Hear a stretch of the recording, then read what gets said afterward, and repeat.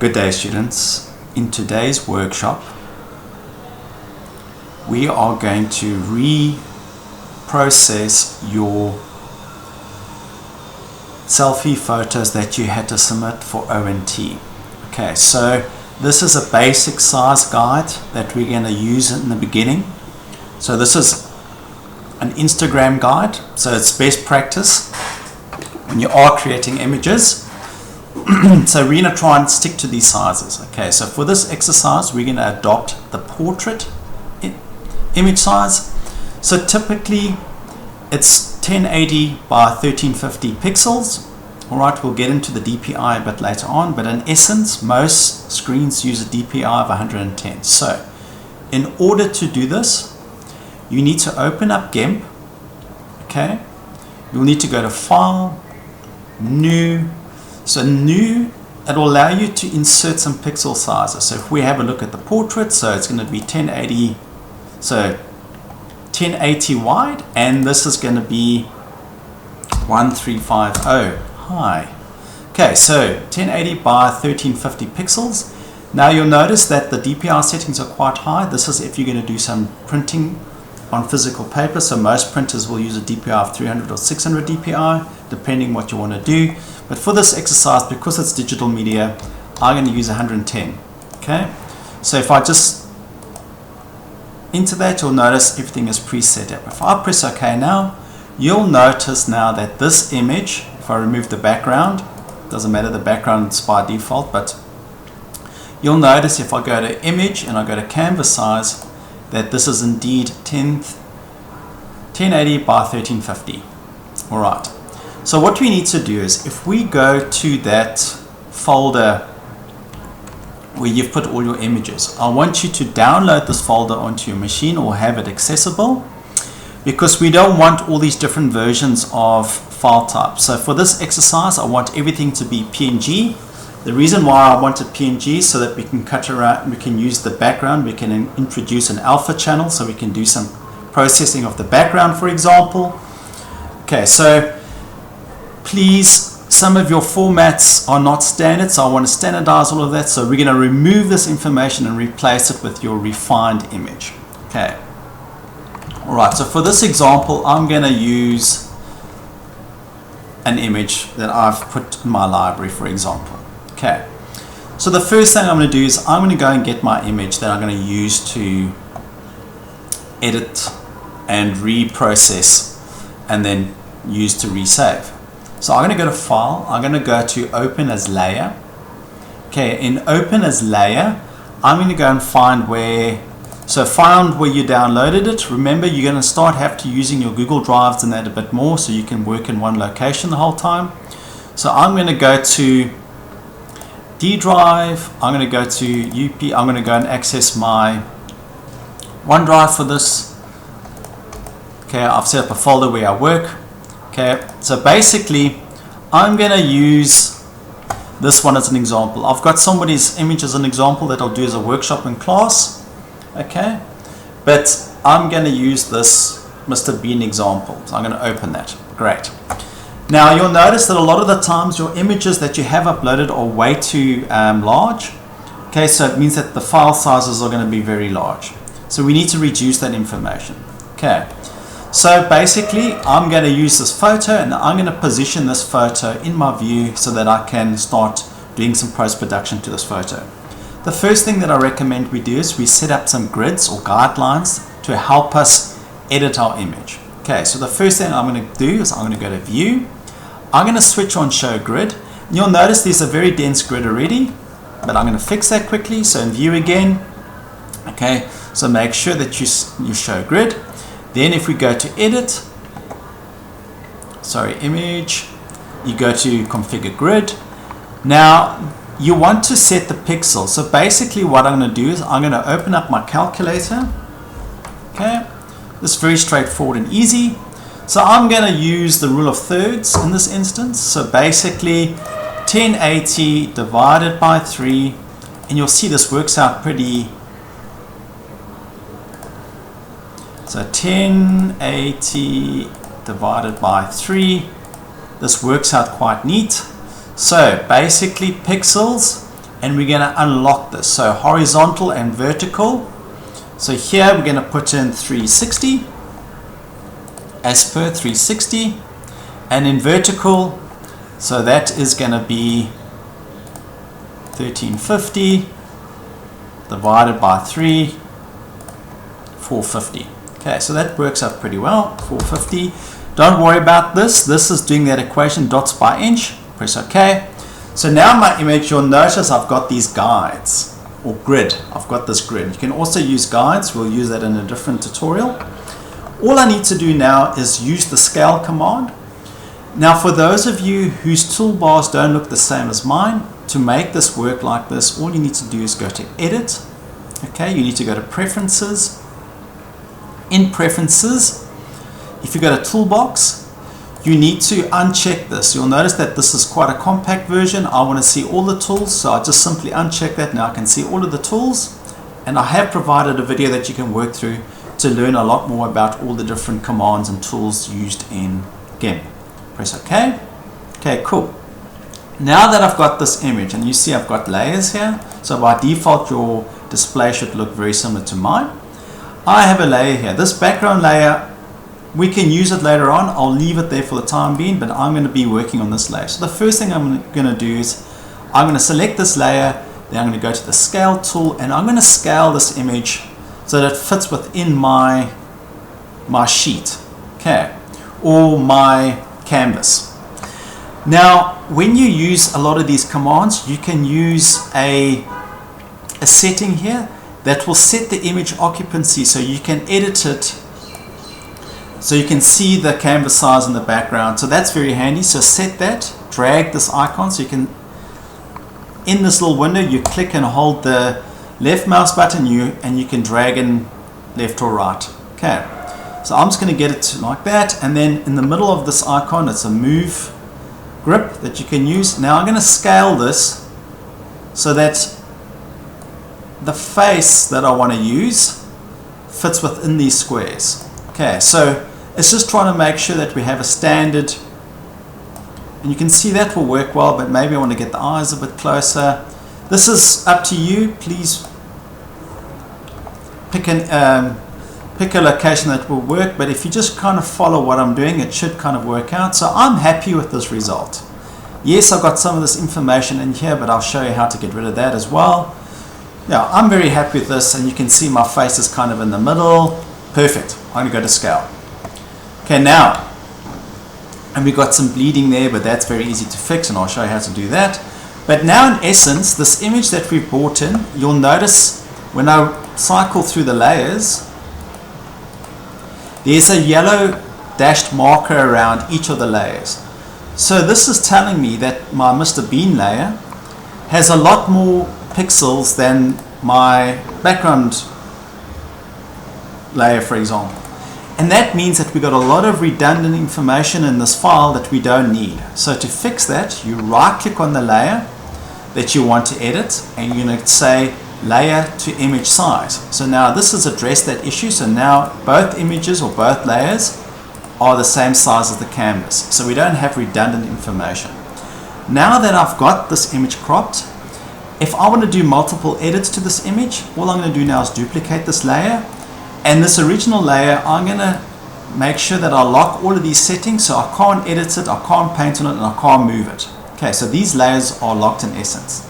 The next thing I'm going to do on my new copied layer, I'm going to right click and I'm going to make sure that there's an alpha channel. What I mean by an alpha channel, if I select this layer and I go to channels, you'll notice it adds an extra channel. So a JPEG doesn't have this, a PNG has this alpha channel in essence. And we'll see the effect of this later on. Okay, so this alpha channel is quite important. Now that I've got this image that I want to go and edit, I can now go and do quite a few edits to this. And this is going to be totally up to you, but I'm just going to demonstrate some quick workflows, but pretty straightforward. What I can do now is I can quickly go to color, I can go to desaturate, so I can make this a black and white image. Okay.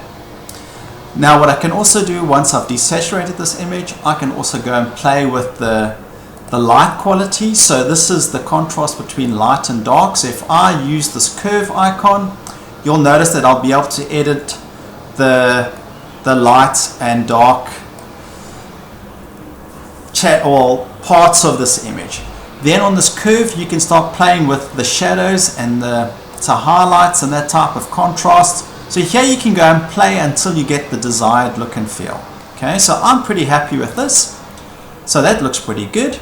The next thing I'm going to do is I'm going to go to filters and I'm going to add a blur, because I want to blur some of the background, and you can see how this effect works. It's quite neat. So I'm going to blur some of the information at the back, and if you click in the middle, okay, so that's quite neat. Press OK because I'm focusing on me. Alright, I'm pretty happy with that result. Okay, the next thing I can do, I can get rid of this information at the back here and probably get rid of the background a bit. So I'm going to use the quick selection tool, make sure that anti-aliasing is on. Your threshold, you can play with 20 or 15. By default it should be 15, so I'll leave it there. You can leave it just like this. When I select and I've got this thing draw mask on, you'll see it will try and select the background. So that's quite neat. So I'm going to try and do that again. So you can see as I hold down the left button, it will select the background in a scale. Okay, so I'm going to just maybe select once, and you can see it's selected some pixels here. So with this here you can add more pixels or remove more pixels, but if you use your shift key, I'm going to use the shift key and I'm going to get rid of some information. So let me do that again. Alright, so here I might have to do a bit of work, but otherwise it's done quite a decent job, which I can refine now. And yes, there's some information at the top here. So if I hold the shift button and I press once or twice, you can see I can add this to the selection at the top here, but we can get rid of that a lot quicker. Okay, so what I need to do now is I want to include this. So I'm going to hold the control minus. Okay, so I actually need to make this a bit better. So I'm going to make this 20. Let's see if that will get a better. No, it's getting too much. So let's make this. You'll find that this will take a bit of practice getting used to this. Okay, so it's just how many pixels it'll sample. There you can see it's done a really good job. Okay, so I'm going to leave it at 5 for now. I'm happy with that. I'm going to simply press delete now. Make sure this layer is active, delete. Now you notice it's deleted the background. And if I go to channels now, you'll see it's starting to create a channel, so it knows what pixels are no longer required. Okay, so I'm going to select none.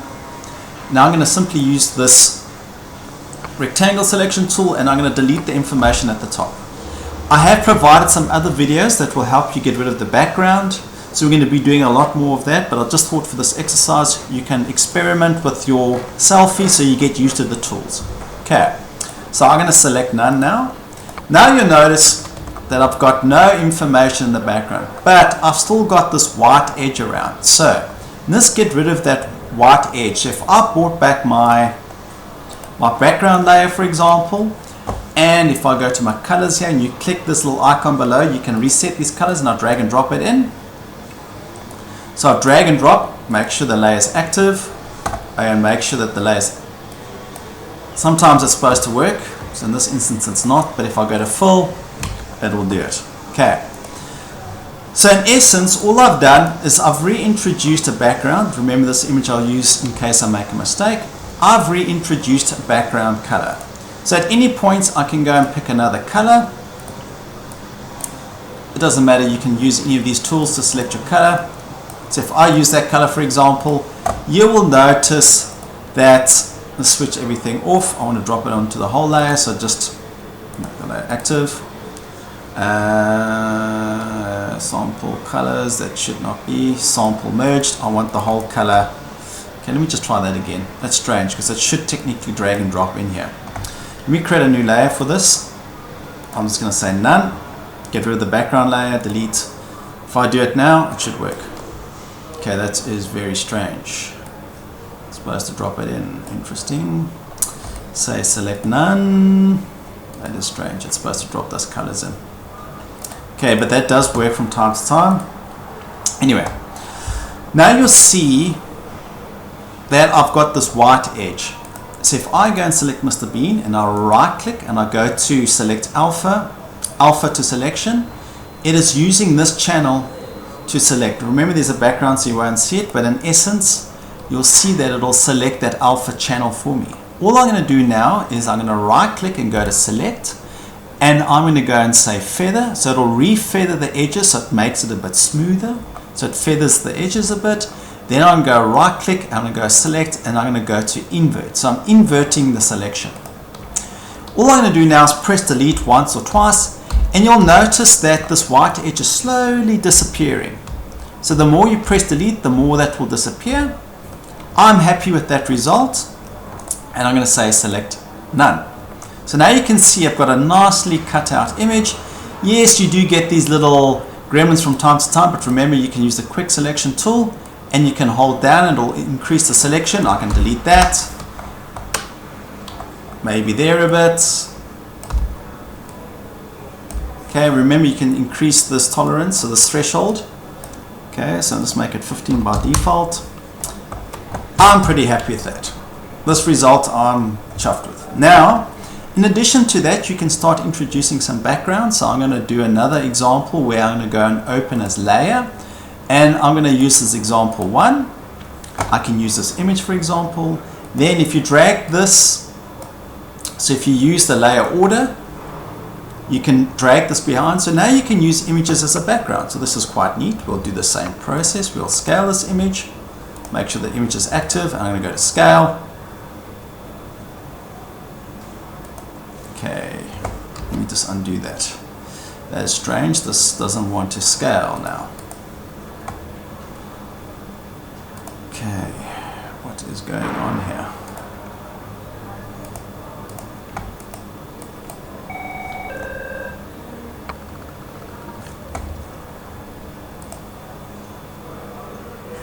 Okay, just make sure, sometimes if you've got objects selected, it won't allow you to scale objects. Okay, so just remember, you can right click, you can go to selection, and just make sure none is none is selected at the moment. Then I'm going to use scale, and you can see this will be scale this image, and I'm using this occupancy layer.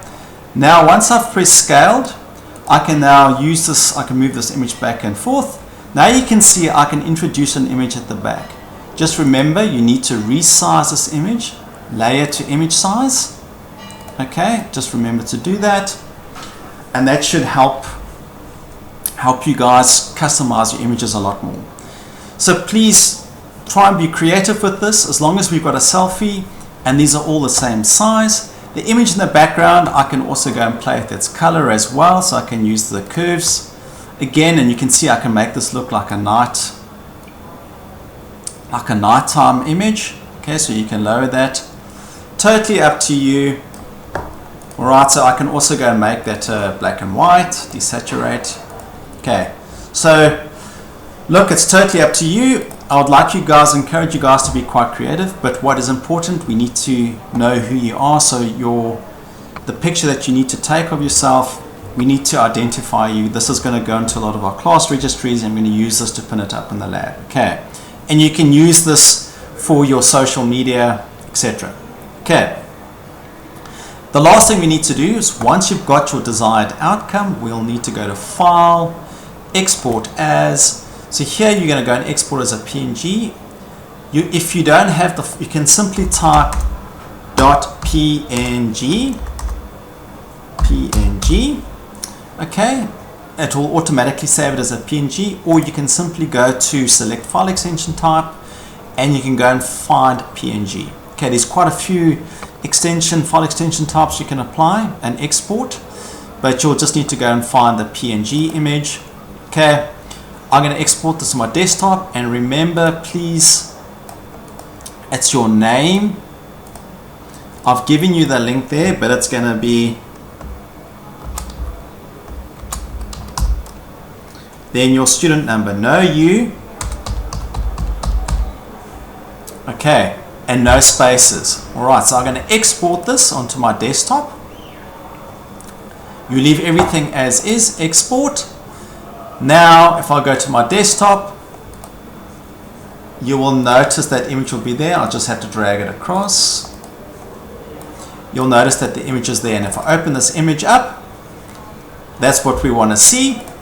And if I right click on the image and I go to show more options and I go to properties, you'll see if I go to details that this is exactly the correct size. Okay, very important. And all of these images need to be the same size. I'll go through all these images and we're going to rework these again at some point, so you'll get used to doing this. But I hope all of you will be able to do this. Good luck.